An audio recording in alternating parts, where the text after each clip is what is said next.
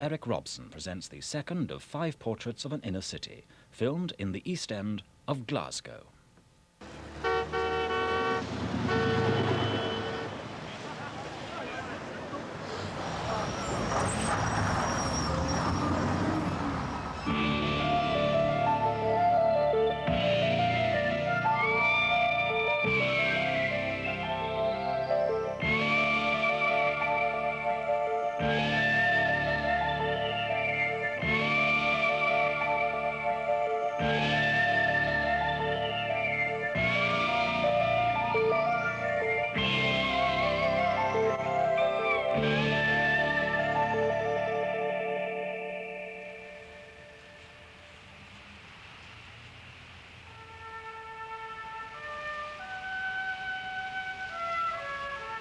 John Kay and the light of Scottish socialism, Harry McShane, 2 generations of Glasgow trade unionists.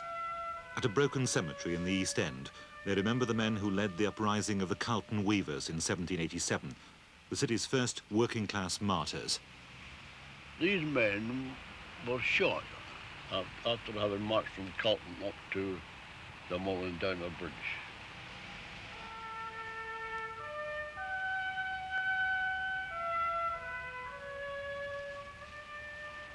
And there were some who were deported. Well, one was deported, James Granger. He was put in trial, and the order was they be put through the streets and be deported from Scotland for 7 years. It was when he returned that the money was raised to pay for these stones in the Calton Cemetery. After the shooting, the city fathers invited the officers of the militia to a dinner in the old city chambers and supplied the private soldiers of the militia with free hose. Free hose, and Major General Chet Kellett was the man held responsible for all the conduct, what was being done by the military at that time. His name was Kellett, Major General Kellett. Harry McShane and Manny Shinwell, now in the House of Lords, are the only survivors of the working-class leadership that once made Glasgow the core of Red Clydeside. The first unofficial movement was of shop stewards and weighers in February 1915. And they were supported by the whole of the Clydeside shipyards and engineering shops. And from that time onwards, the shop steward movement became powerful and began to assert itself to such an extent that even the government had to pay attention from time to time. And Mr. Lloyd George himself come in for a rough time on one occasion when he come here to speak to the shop stewards on Clydeside. The poverty and industrial squalor of the years before the First World War drove Glasgow to the brink of revolution. But from this melting pot of industrial unrest sprang a powerful, radical movement. Its leaders had a vision, a united working class armed with the principles of socialism and educated in the skills of democratic politics. New political parties like the ILP, the Independent Labour Party, swept into office. Trade unionists today in Glasgow still carry with them the image of those victories over the strong arm of the establishment.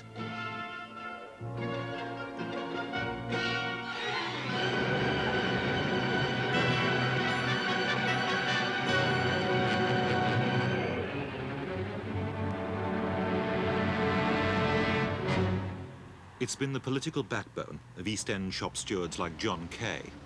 Well, the umbrella this is the focal point of Bridgeton. This was the heart that made Bridgeton a political entity.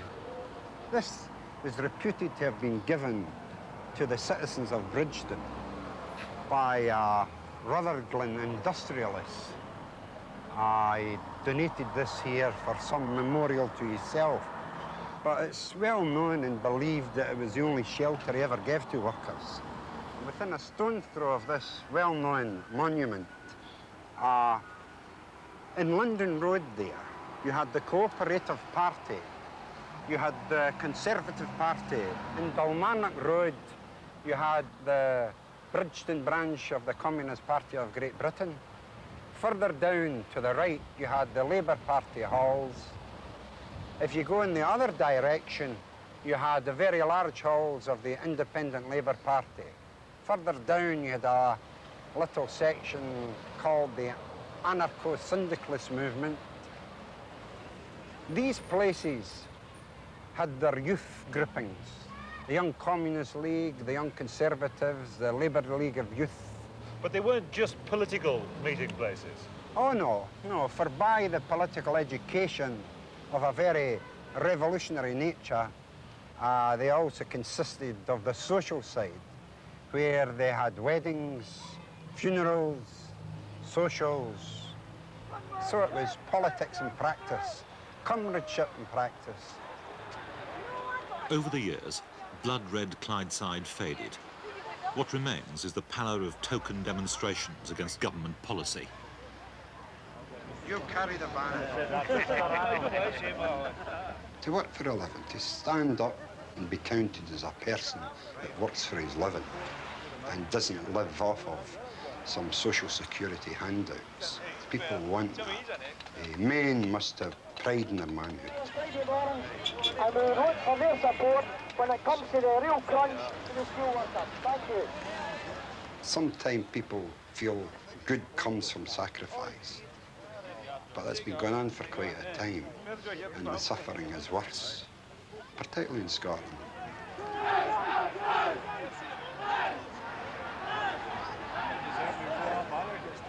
Well, I believe this is one of the reasons why you never had riots in Scotland, where many people expected it to come from, because we have a reputation of aggressiveness. The West of Scotland people, because of the political background, prefer to channel any expressions of frustration through political action.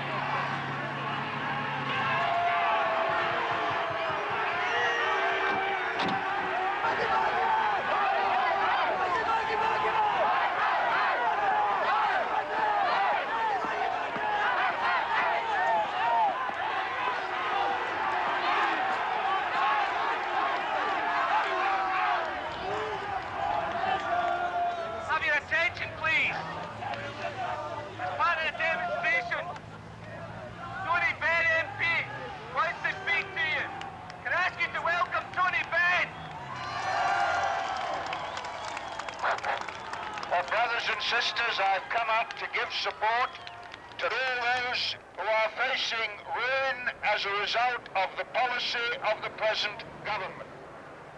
Now, Scotland and the Scottish Labour movement have given leadership to the people of this country over many, many years.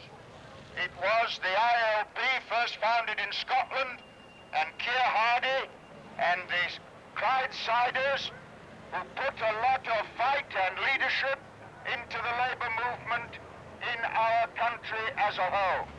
And what I've come to say today is that we need those same qualities of leadership and solidarity that built the labour movement and gave us full employment.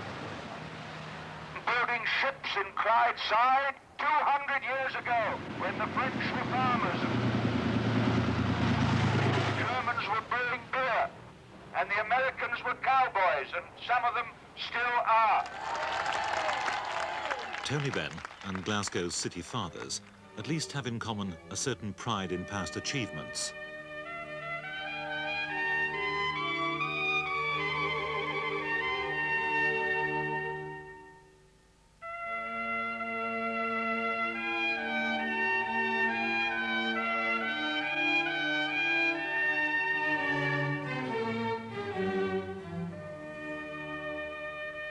But when today's industrialists gather in the domain of the Lord Provost, it's their public relations, not their heritage, that's written large on the menu.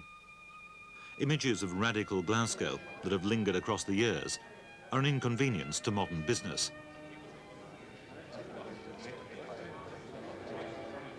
suffer from the fact that people still see the image of Glasgow in the 30s, and the reality's changed. I mean, the substance of Glasgow is quite different. The foreigners who are amazed at our art galleries and transport museum, etc. I don't really mean foreigners to the country, foreigners to the city. I'm very keen on developing right now in the city centre is an inventions factory. And I've got a site which I think will be right. I'm going to go out and tell people, decision makers particularly, to come to Glasgow and evaluate the situation for themselves. Well, I think we can learn a lot from Hong Kong. The Glaswegians are still trying to cling on to the old image for some Do you think it's our perverse reason. I think, as I say,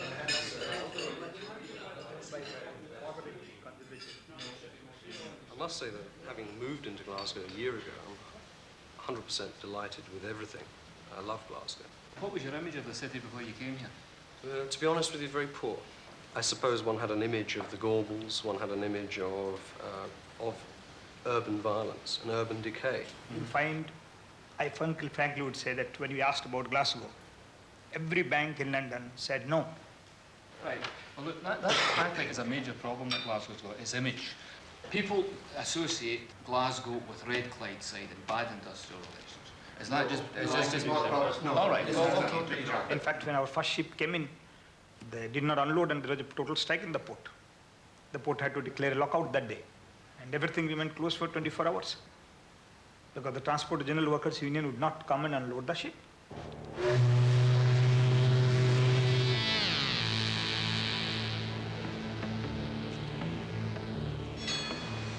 The business of the river, where Red Clydeside raised a final fist.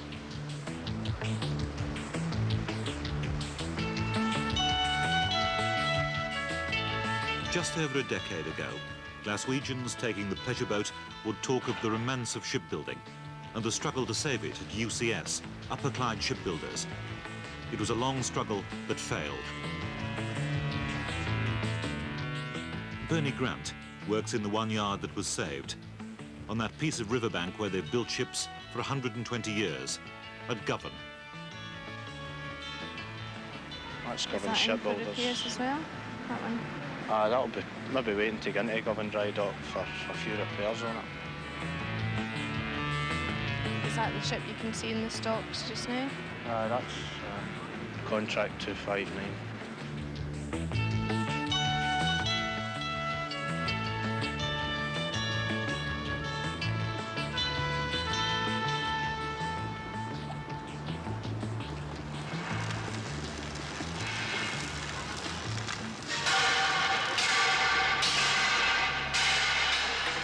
You should come in here at 8 o'clock on a Monday morning after you've had a few pints on Sunday night when it's pouring the rain.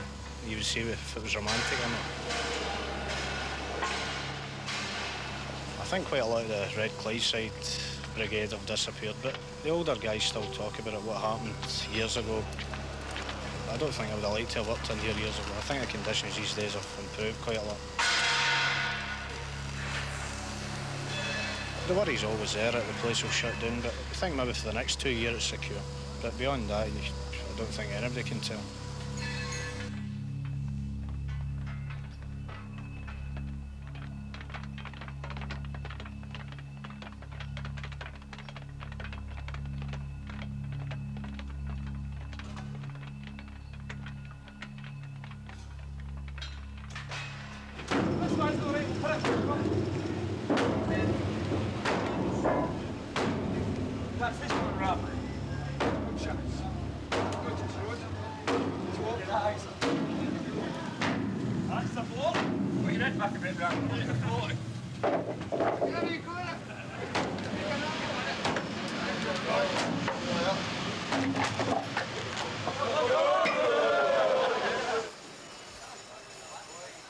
This Clydeside yard is succeeding against the odds, as contract 259, now El Conqueror, goes down into the river.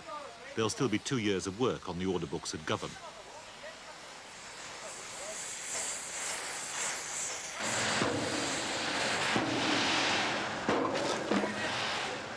I just wasn't to slip there. It's a trigger at the after end, the forward end, it sets it off. It sets it off, yeah. Years ago, the ships were that big, and I don't think they were building as quick as they are today, so you maybe have a launch once every 18 months, and so it was quite an event on the launch day, and people get their best togs on for it and brought their families in to see the launch. But some of the ships get launched without ceremony these days because there's that many coming off the slipways that it's not necessary to have all these ceremonies once every couple of months. When you start in the yards, you go to a couple of launches and maybe go to one once a year, and that's about it.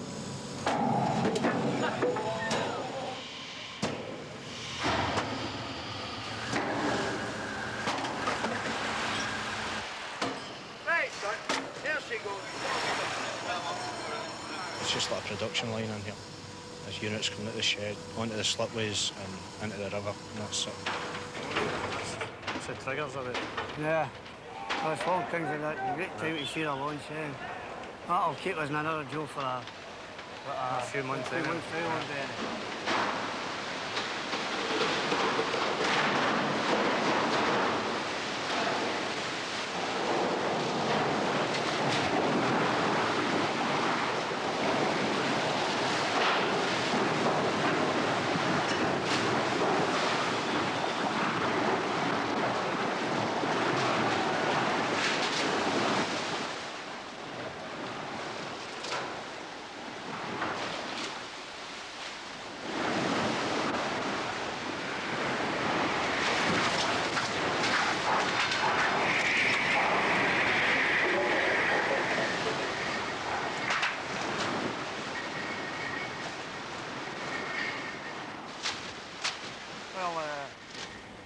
Well, that was no bother.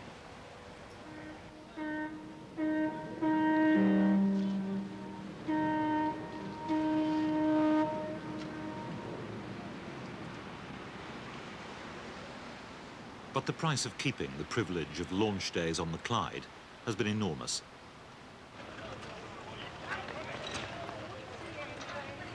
Where once a workforce of tens of thousands earned their living from keel to fitting out, there are now just 3,000 men employed in the Govan Yard.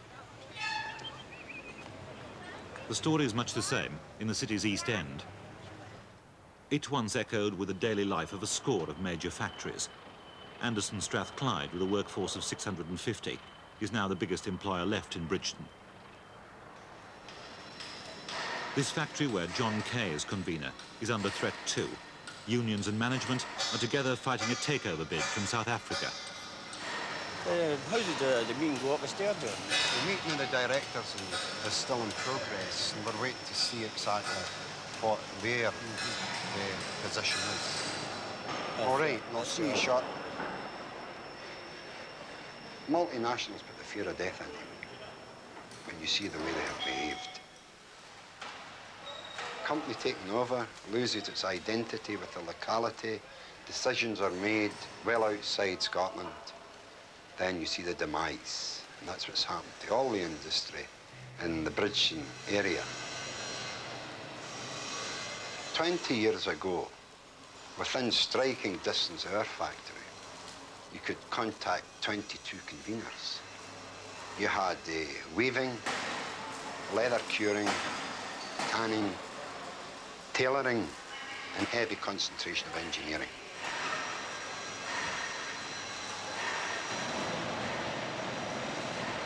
I thought the visit of the Monopolies and Measures Commission to the works at the beginning of this month was very successful from our point of view.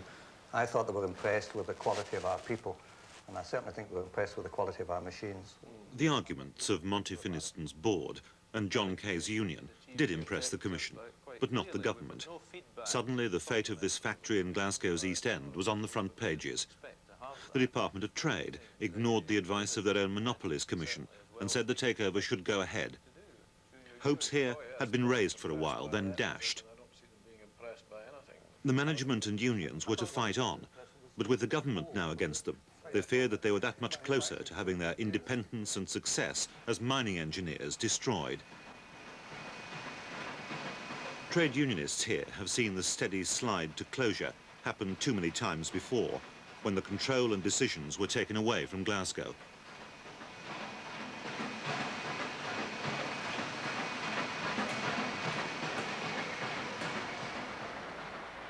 They watched it happen just half a mile from their own factory, at the industrial giant called Parkhead.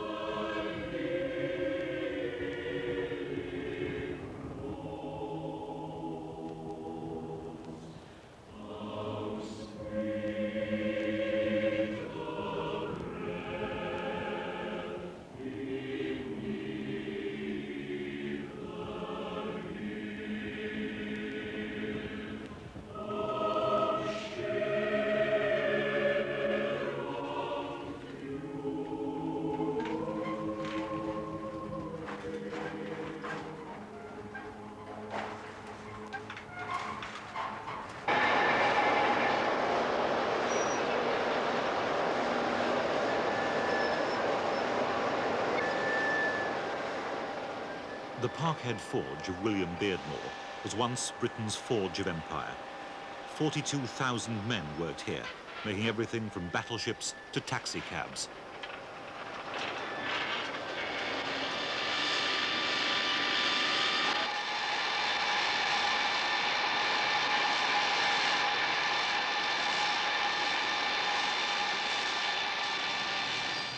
In August last year, just 340 jobs remained, and they were under threat.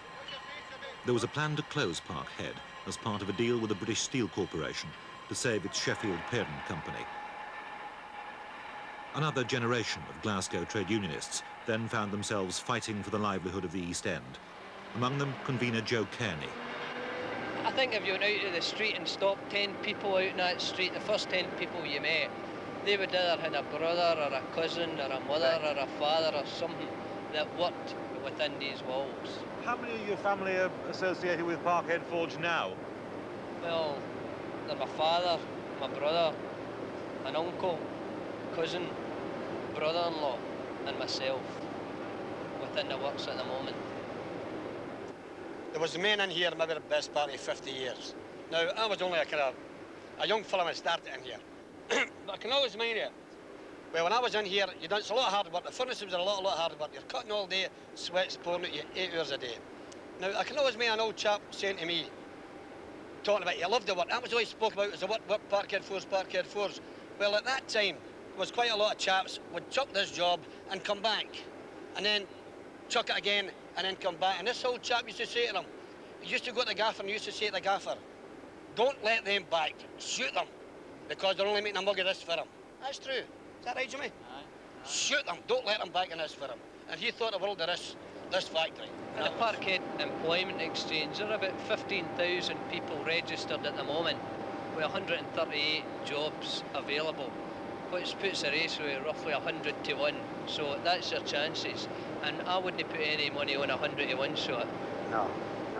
What do you think the impact is going to be on the East End of Glasgow if Beardmore's goes all together? Oh yes, there's shops closing down. There's 2 pie shops closed down, 2 small meat firms closed down. And we go out at lunchtime, and we've just passed remarks in the last few months. Every day seems like a Sunday, except the day it is for signing on the dole. It's like Hampden Park coming out. And outside of that, you think every day was a Sunday. Nobody in Parkhead, and that was very unusual. In older, prouder days, there was a confidence in Glasgow's working family, the confident temper of steel itself. But the old certainties wasted, as first one factory, then another closed. Obsolete, overtaken by new technology, out of place and out of time. Of all the symbols of failure, the most potent is the industrial skeleton of Parkhead.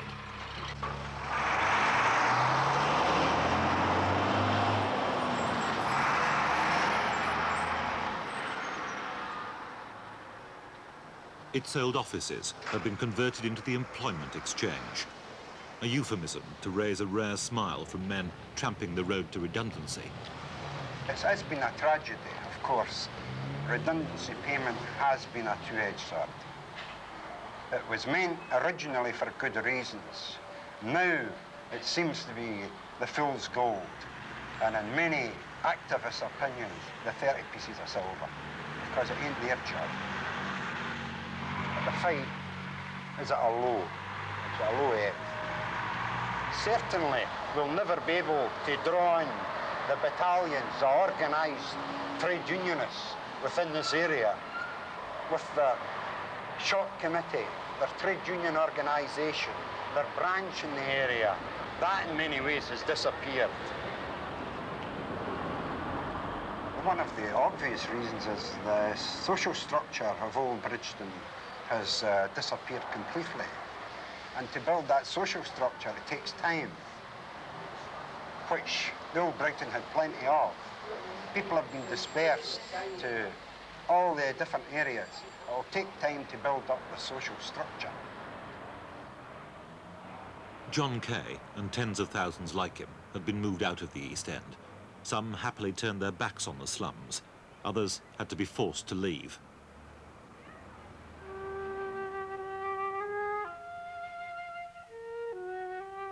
And this is where Red Clydeside died, in the grey peripheral schemes, Drumchapel, Easterhouse and Castle Milk.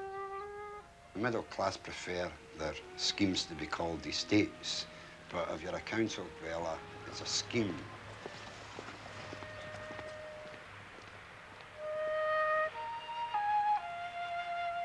Their concept was a Garden City type idea, and people went with great hope. They realised it was an immense step forward. Now, our city councillors were faced with a tremendous problem. They don't seem to have been able to have got away from the conception of tenemental living.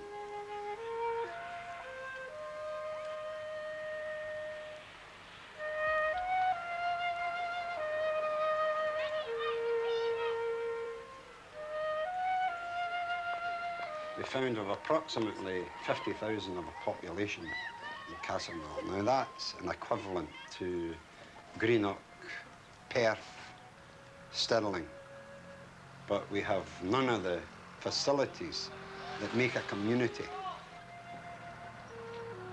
As long as it is classed as a dormitory town, then it is exactly what the word describes, a place for sleeping in.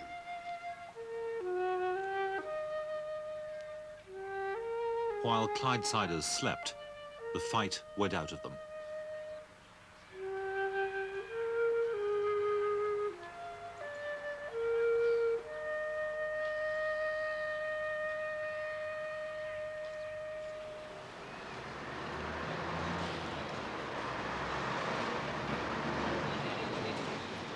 In September, the union men from Beardmores of Park Head tried one last time to save their factory. Around Savile Street, please.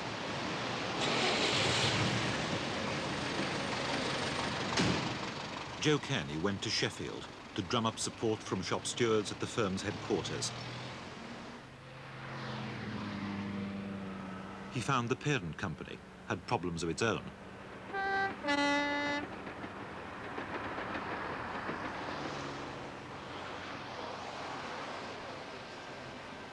He found in this other socialist city a similar stench of neglect and decay.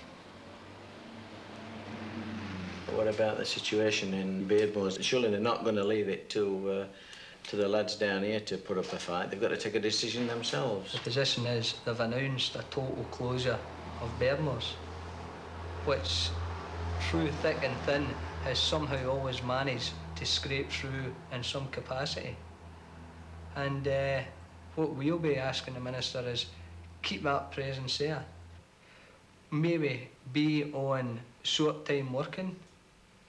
We realise we'll be taking a cut in our standard of living, but still, at the end of the day, when an upturn comes, and we've got to talk about when an upturn comes, no if it comes.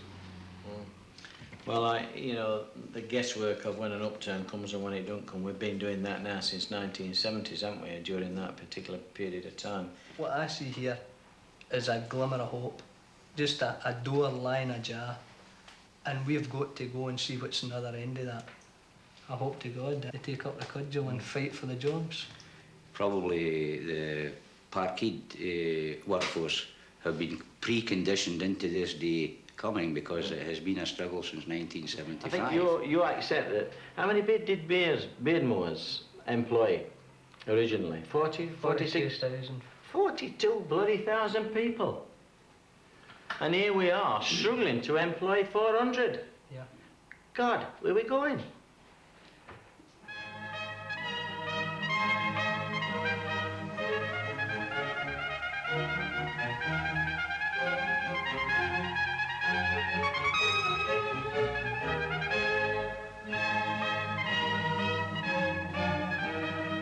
In Glasgow, this is where they're going, turning a replica of the Doge's Palace, a 100-year-old carpet factory, into the centrepiece of East End renewal. A business complex, the hope for the future of the Scottish Development Agency. The Minister for Industry and Education could be here today for the formal opening of the new Templeton Business Centre. It's a complex which provides a range of accommodation designed and managed to meet the particular needs of small businesses, workshops, offices and studio space. This first phase provides 60,000 square feet, and we hope that 200 jobs will be provided. This new imaginative use of an old, attractive building is another important step in the drive to revitalise the East End of Glasgow.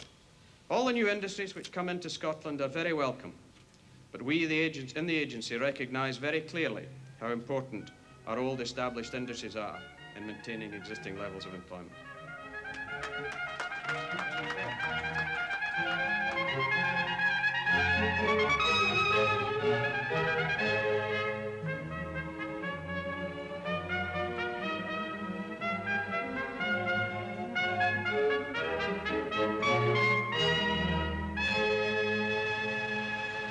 In the last 5 years, almost £200 million of public money has been spent on renewing the East End, much of it to build new small factories, factories for bagpipe makers, pizza manufacturers. But in terms of rebuilding the working life of Glasgow, small is insignificant. Officially, the new factories and repainted small businesses have preserved or created just 2,500 jobs in 5 years. Today, the East End of Glasgow probably has the most attractive scrapyards in Europe, tarted up in environmental schemes of great splendour.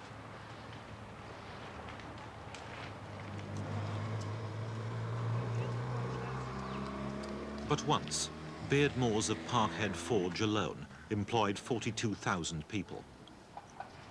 Just in time for Christmas, Parkhead Forge was closed. On redundancy day, the men took their checks with anger, frustration and bitterness. Oh, absolutely sick about it. I can't see much hope in Britain getting a job as overhead crane driver. So I don't know what I'll do now. So when the men took redundancy, were they resigned to not getting another job? Oh, I think so, most of them anyway. Yeah, well, I'm 44 years of age. Where am I going to get a job now? No chance. Well, I'm finished. We had been a calm workforce. We've been a good workforce. We never went on strike. This place has got a record second to none with strikes. We've never been in strike in this place in all the years I've worked here, except when we came out with British Steel a number of years ago. And that was a totally different thing. But we have sacrificed things in here for the sake of keeping jobs.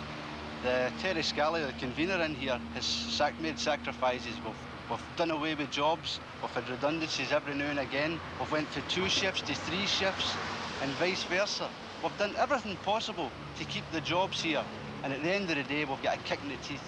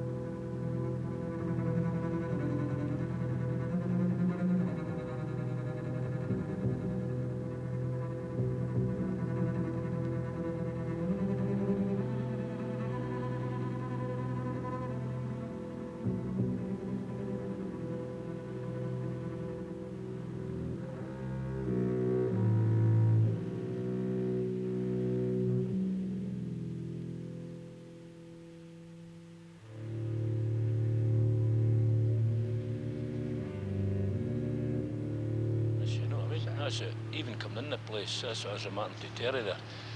That, well, 140 odd years this place is in operation, and it's sad to think that it's empty now. You know what I mean? Even the quicker we go to the better, because it just totally depresses you, you know what I mean?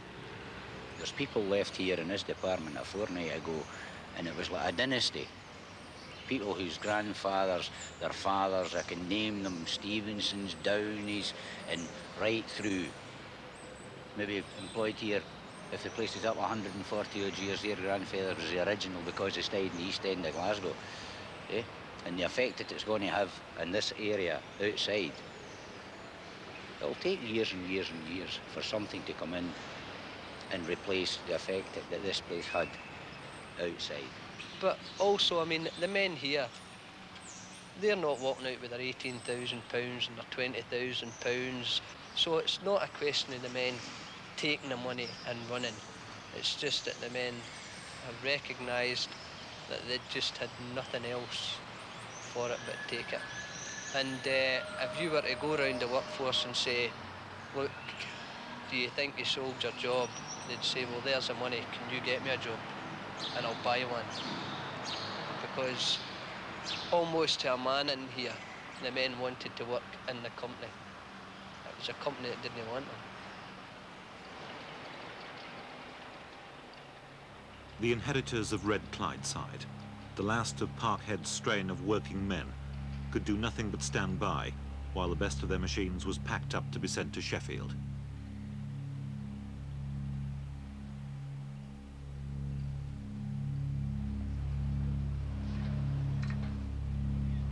Joe Kearney himself knew that if a fight against the cuts in steel and engineering was to happen at all, it now had to happen somewhere else. They tried it in Belgium. It's a common market. They tried it in Belgium. And what did the Belgians do? They went out and rioted. The French, they went and marched. The Germans, they put on import controls because they were ready for an uprising as well. The British, we accepted. We had the added problems is that we didn't produce our own goods, that we relied on our parent company to send them up to us. And at the end of the day, the only thing that we could have done was a sit-in and sit in the work. If the parent company don't send up the work, you could sit in here until the guy came home. It wouldn't have made one little bit of difference because the work would have still been getting produced in Sheffield. And this had just been the climax. This was it, the closure of Parkhead Forge. Have you given up all hope now of saving Parkhead? Well, this was once the press shop. The men are no longer here. I can't see at this late stage the company sending for them. It's the finish? It appears to be, yeah.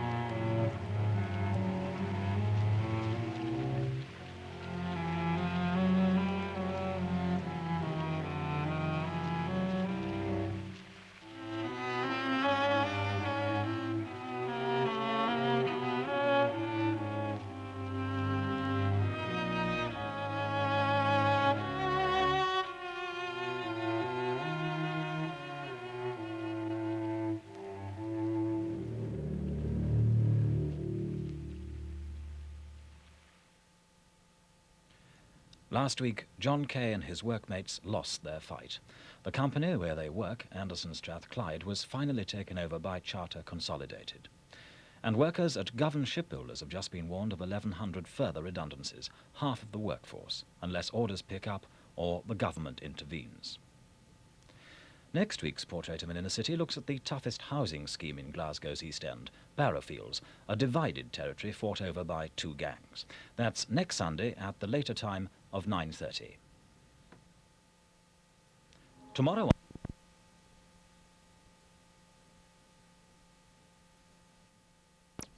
But now Erik